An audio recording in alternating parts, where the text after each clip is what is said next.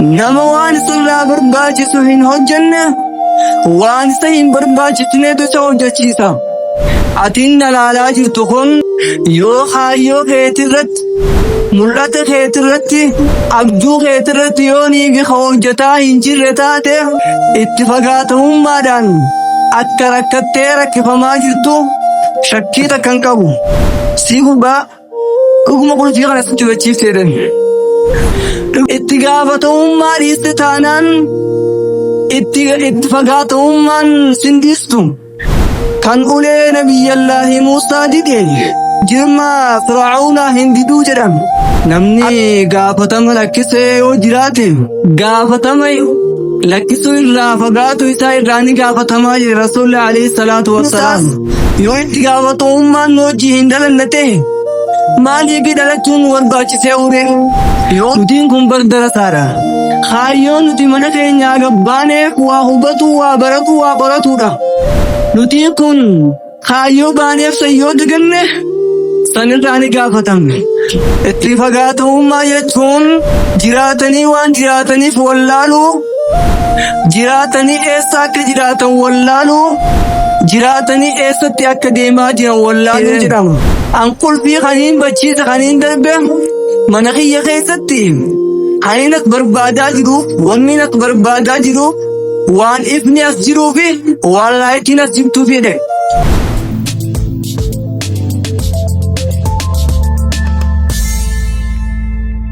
Alhamdulillahi Rabbil Aalamiin.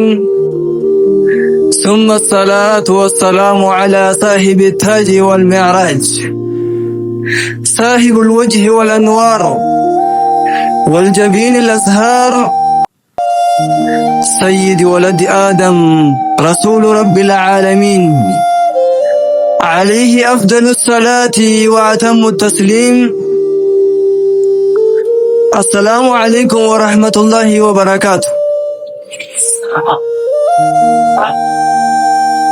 طلابota keenya, barattoota keenya kan hiree jiruu addunyaa tanarra jiraachuudhaan argattanii umrii dheerattanii as eeydan, bara haariyaan nu eegsitee asiin nu eegee iddoo jaalatamtuu, iddoo kabajamtuu as keessa isin fidate.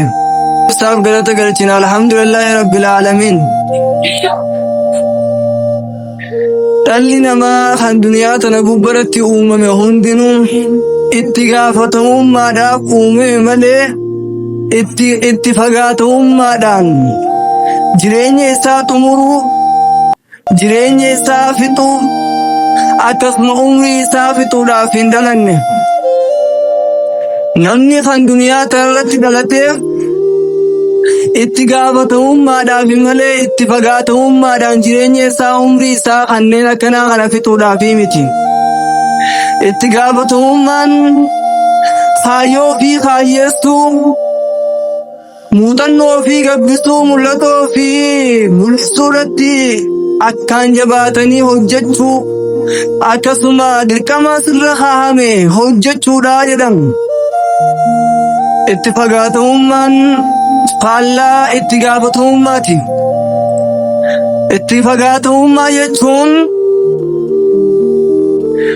jiraatanii waan jiraataniif wallaaluu, jiraatanii eessa akka jiraatan wallaaluu, jiraatanii eessatti akka deemaa jiran wallaaluu jedhama. Dhaloonni hedduun itti gaafatamummaa jalaa baqatee itti fagaatamummaadhaan hatamee jalatti bulaa jira. Dhaloonni itti gaafatamummaa jalaa baqatee itti fagaatamummaadhaan akka hatame laa shakka fi dhaloonni itti gaafatamummaa jalaa baqate dhaloota itti fagaatamummaadhaati jedhamu. Hoogganas ta'ee hoogganamaan itti gaafatamummaa jalaa baqataa jira taanaan, dirqama isarra kaahame jalaa baqataa jira taanaan itti fagaatamummaadhaan booji'amee harkifamee jalatti butamee akka rakkataa jiru laa shakka fi shakkiin kana keessa waa takka hin jirtu. atinna daawwataa jirtu kun atinna laalaa jirtu kun yoo kaayyoo keetirratti mul'ata keetirratti abjuu keetirratti yoo niigi hojjetaa hin jirre taate itti fagaatamummaadhaan akka rakkattee rakkifamaa jirtu shakkii takka hin qabu. Atinna laalaa jirtu kun yoo kaayyoo keetirratti mul'ata keetirratti abjuu keetirratti yoo niigi hojjetaa hin jirre taate itti fagaatamummaadhaan akka rakkattee rakkifamaa jirtu shakkii takka hin qabu. Kanaaf ragaan hadiisa rasuula rabbiiti alayhi salaatu wassalaam. عن ابن عمر رضي الله عنهما قال سمعت رسول الله صلى الله عليه وسلم يقول كلكم راع وكلكم مسؤول عن رعيته. شكما خيسانو هندما خيسانو تيسيتيدا دانيا داج رسول عليه الصلاة والسلام قالوا دانيا داجي قفن ديسنه دانيما إلتي دانيا تاتن تيسيتي إلتي تيسيتما تاتن سن الراقا فتن تنيجر رسول عليه الصلاة والسلام. نما وان سلا برباجي سوهين هجنة وان سين برباجي تنيدو سوجة چيسا اتقافة أمان استتانان اتفاقات أمان سندستم كان أولي نبي الله موسى ديدي جرما فرعون هنددو جرم أكسما كان اتقافة أمان جلا بقت اللين اتفاقات أمان جلا هم بقتو إسا هندستو أن تاريخ نمني قافتم لكسي وجراتي قافتم لكسو إلا فقاتو إسا إراني قافتم رسول عليه الصلاة والسلام. ندين كن بردر سارا ويتمنى خينيا قبانو مالف باني خايون باني بنو تبرتو ده خايون نتمنى خينيا قباني وهبتو وبرتو وبرتو ده ندين كن خايو باني فسيو دقنه سنراني قافتم yeroo teenya qaalii waan ta'uu irratti baasuu dhiisnee waan hin taane irratti yoo baasne irraa gaafatamna. Namicha wayii tokkotu furtuu manaan banatan ulfii gatee bachiisee iddoo kanarra bakka ifni jiru tokko barbaadutti seene. Kanatti ibni isaa tokko dhufee yaa saahiba kiyya maal asitti darbite maal asitti bachiiftee akkana barbaadaa jirtaa jedheen. Kana ulfii furtuudhaan bachiisee iddoo ifni jiru kana barbaadaa jiraa jedheen.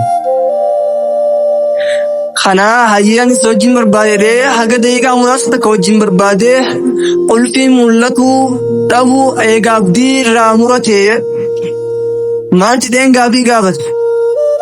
Sii gubbaa dhuguma ulfii kana asitti bachiiftee jedhan. Dhuguma ulfii kana asitti bachiiftee as darbitee jedhan. Laalakki jedhan. An ulfii kaniin bachiisa kaniin darbe mana kiyya keessatti kaniin as barbaadaa jiruuf wanni as barbaadaa jiruuf waan ifni as jiruufi waan laayitiin as jirtuuf jedhe. Namoonni akkanaa kun seenaa kanarraa hundi barannu namoonni akkanaa kun itti gaafatamummaa isaanii iddoo biratti gatanii iddoo biraatii barbaadaa akka jiran nuuf gala. Sun itti gaafatamummaa osoo hin taane itti fagaatamummaadha jedhama. Kan rabbiin asirratti albi tanarratti nu uumeef itti gaafatamummaadhaan malee itti fagaatamummaadhaafi miti. Namni kaayyoo uumameef qaba. Waan uumameef qaba. Dhalli namaa hundinuu waan uumameef qaba. Sababni isaas yoo itti gaafatamummaan nu hojii hin dalanne ta'e maaliif dhalachuun nu barbaachisee ture? Yoo dirqamni nuti dhalanneef yoo hin jiraanne haa ta'u ta'e maaliif dhalachuun barbaachise? Kanaaf namni kan dhalatuuf itti gaafatamummaadhaaf malee itti fagaatamummaadhaaf miti jenna. Nama jiraatee kaayyoo jiraateef waan jiraateef bakka itti deemu hunda beeku rabbi sanaa taasisa. Yaa Rabbi amiin. dhalootatti gaafatamummaan butame malee dhalootatti fagaatamummaadhaan butame rabbi isin hin taasisin. Nama dirqama ofii baatee dirqama ofii irratti hojjetee bakka guddaa ga'u rabbi isin haa taasisu. Ifisin wallaalchisin kaayyoo ofii nama dagate rabbi isin hin taasisin. Wal dhaggeeffannee waliin deemuun nuuf guddina. Wal jalaa hufuun ammoo nuuf salphina. Wal dhaggeeffannee waliin deemuun itti fufa. Deemsa gara fuulduraati booddeen anaaf tumaatiif. Wassalaamu alaikum wa rahmatullahi wa barakaatu. Nu daawwachuu keessaniif galatooma. Yoo yaada qabaattan yaada keessan koomantii jala nuuf kaaya. Yaadni keessan nuuf guddina. Kanaaf nu jajjabeessuun keessan viidiyoo haaraa akka nu hojjennu nu taasisa. Akkasumas viidiyoo kana laayik, sheer, koppii linkii godhuun hiriyoota keessaniif waliin qoodaa isiniin jenna. Namni sabiskiraayib hin tolchine mallattoo diimtuun jalatti argamtu san gurraachessuudhaan maatii keenya ta'uudhaan nutti dabalamaa isiniin jenna. Nuti waliif gaachana, waliif jirraa, isiniifan jiraa jedha Sudee Meediyaan. Sudee Meediyaa wajjin gara fuulduraa haceenu. Assalaamu alaikum wa rahmatullahi wa barakaatuh.